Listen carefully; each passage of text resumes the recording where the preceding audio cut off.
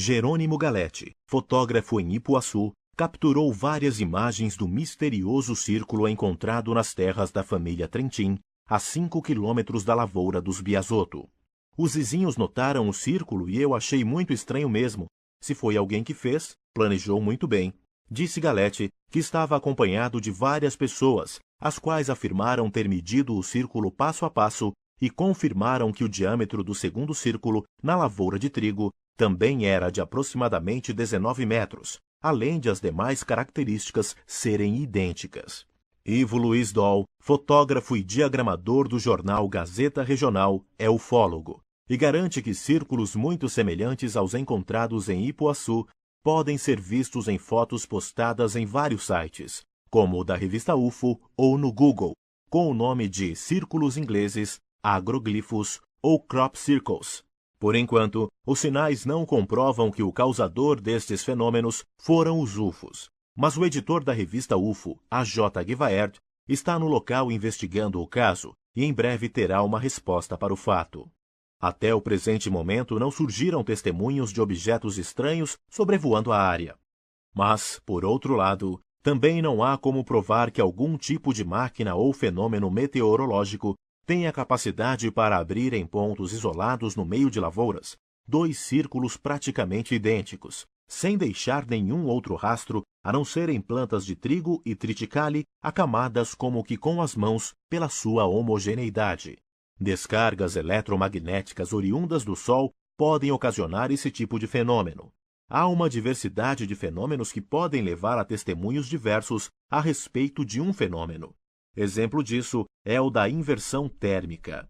Dentro da enorme gama de fenômenos e situações que podem levar a testemunha a confundir com UFOs, de fato está o efeito reflexivo criado por uma camada de inversão térmica. A camada de inversão térmica consiste em um fenômeno meteorológico que ocorre principalmente em metrópoles e principais centros urbanos. As radiações solares durante o dia aquecem o solo e o calor que fica retido no mesmo.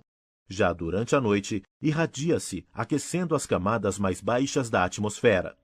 Essas camadas, devido sua temperatura mais elevada, ficam menos densas e sobem, formando correntes de convecção de ar. Num primeiro momento, a camada de temperatura elevada sobe e passa pela camada de ar frio, e esta, por sua vez, por ser mais densa, se mantém embaixo.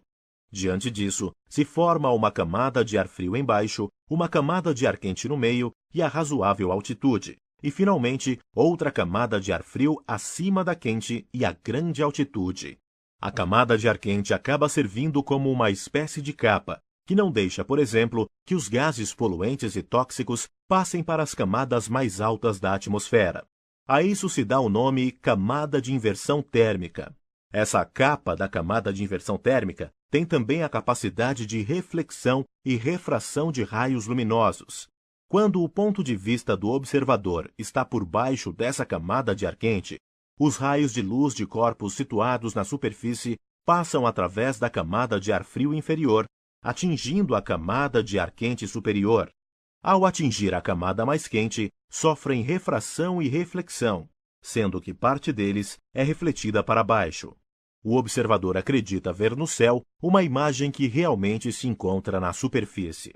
Os faróis de um carro, por exemplo, devido à topografia do terreno no local, o observador não vê o carro, mas vê no céu o reflexo dos faróis bamboleando.